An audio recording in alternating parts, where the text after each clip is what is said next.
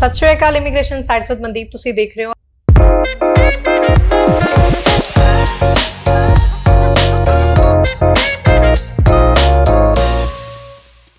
और हर बार की तरह फिर तो मेरे नाल प्रदीप जी मौजूद ने, इन्हां दा वेलकम है, स्वागत है।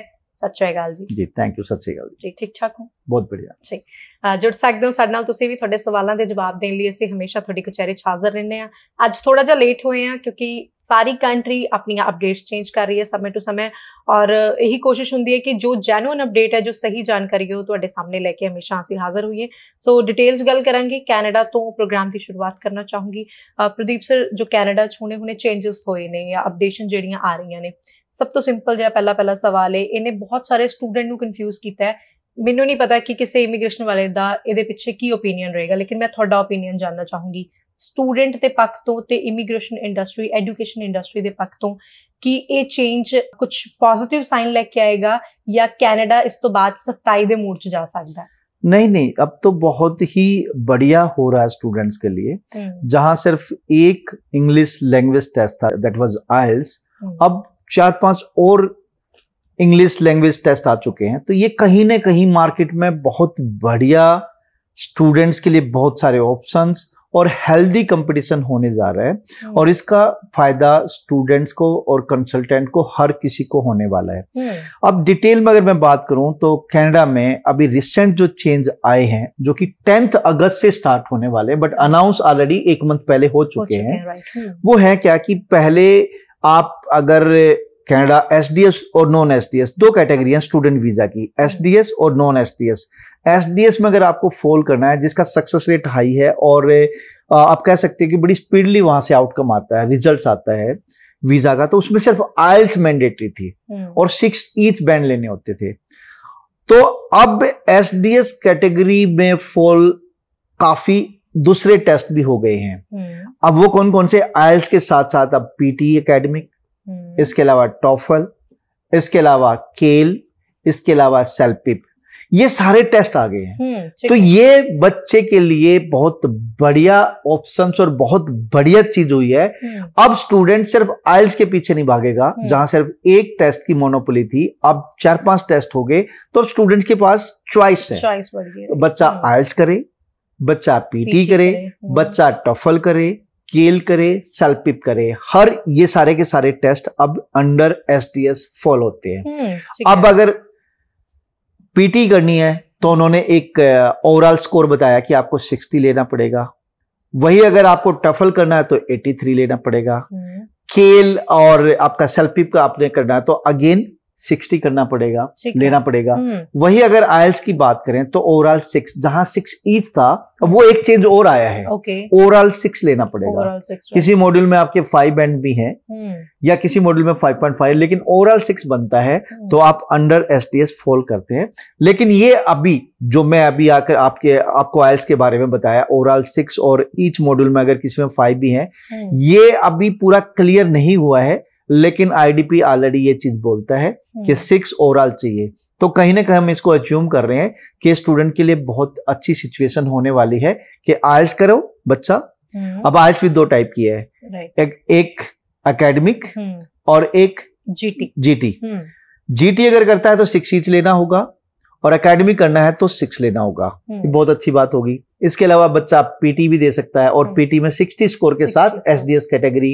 इसके अलावा केल और सेल्पिप है तो आप वो भी टेस्ट दे सकते हो, और 60 के साथ आप अप्लाई कर सकते हो। Overall 60, overall 60। ऐसे ही अगर आपने टफल करना है तो टफल आपको ओवरऑल 83 लेना पड़ेगा। ये सारे के सारे टेस्ट अंडर एसडीएस आगे, तो बच्चे के लिए बहुत बेस्ट होगा। ओके, और एसडीएस कैटेगरी वो कैटेगरी है जिसका सक्सेस रेट हमेशा से ही बहुत अच्छा रहा है। अच्छा सर प्रदीप साहब, अब जब पहले की बात थी तो पहले हमने ये चीज देखी पिछले इनटेक तक कि जिन स्टूडेंट्स का एक मॉड्यूल में 5.5 था, उनका रिजेक्शन रेट काफी हाई था। तो अब सक्सेस रेट भी फिर बढ़ेगा इस चीज का, क्योंकि एकदम से हर चीज में चेंजेस आ गए हैं। देखो, सक्सेस रेट अगर आज की बात करूं, कनाडा का बहुत अच्छा सक्सेस रेट है। ठीक है, 6 ईच पे है। और किसी के अगर 5.5 किसी मॉड्यूल में है तो सक्सेस रेट थोड़ा सा कम था राइट। लेकिन अगर एसटीएस की कैटेगरी ही चेंज हो जाती है, ओवरऑल स्कोर की रिक्वायरमेंट ही चेंज हो जाती है, तो ये सिर्फ एक फैक्टर नहीं रहेगा, फैक्टर और भी हैं। बच्चे के एकेडमिक कैसे हैं, ठीक है, बच्चे का गैप तो नहीं है, बच्चे ने रिलेवेंट कोर्स लिया है या नहीं लिया है, तो बहुत सारे फैक्टर हैं जिस पे अब ये वेट एंड वॉच है। तो बट कहीं ना कहीं स्टूडेंट के लिए बेस्ट हो रहा है। अच्छा, तो अभी ये चीजें इम्प्लीमेंट कब से होंगी? 10th अगस्त से। 10th अगस्त। हाँ, अब बच्चे को मैं एक चीज बोलना चाहूंगा कि मेरे को काफी स्टूडेंट के क्वेश्चन भी आए हैं कि जी क्या 10th अगस्त के बाद ही मुझे टेस्ट देना होगा? ऐसा नहीं है। इंग्लिश लैंग्वेज टेस्ट, चाहे वो आप टफल दे रहे हो या केल कर रहे हो या सेल्फपिप कर रहे हो या आइल्स कर रहे हो या पीटी कर रहे हो, 2 साल के लिए वैलिड होता है।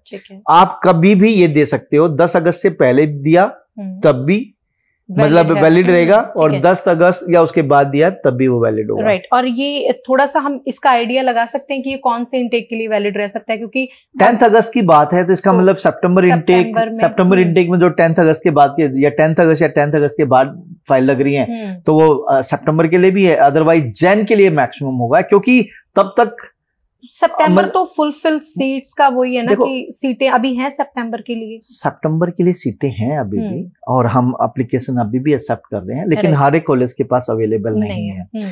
अब ऑफर तो अभी आ गया, ठीक है। 10 अगस्त के बाद अगर फाइल लगती है 6 नो लेस देन 5.5 पे, तो वो अंडर एसटीएस कैटेगरी आ जाएगी।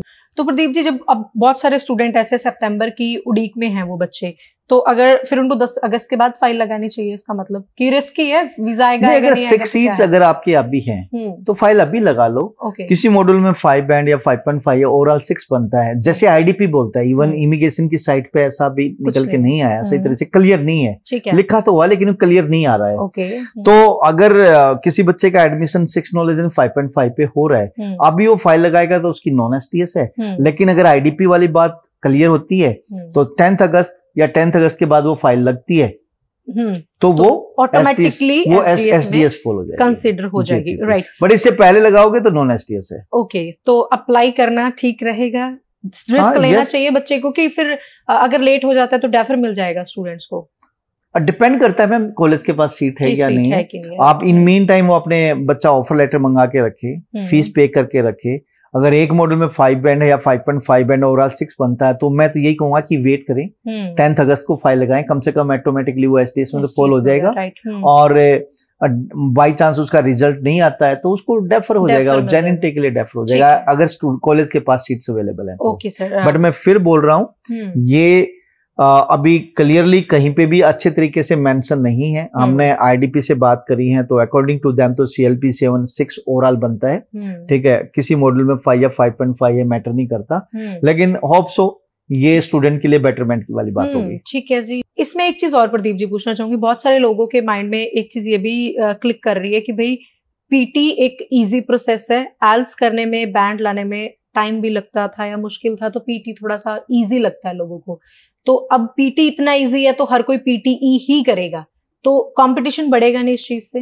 देखिए कंपटीशन तो हमेशा अच्छा ही होता है, फर्स्ट थिंग। सेकेंडली एक चीज का ध्यान रखना पड़ेगा, CLB लेवल 7 लेना है तो CLB लेवल 7 का मतलब है आइल्स में 6, पीटी में 60।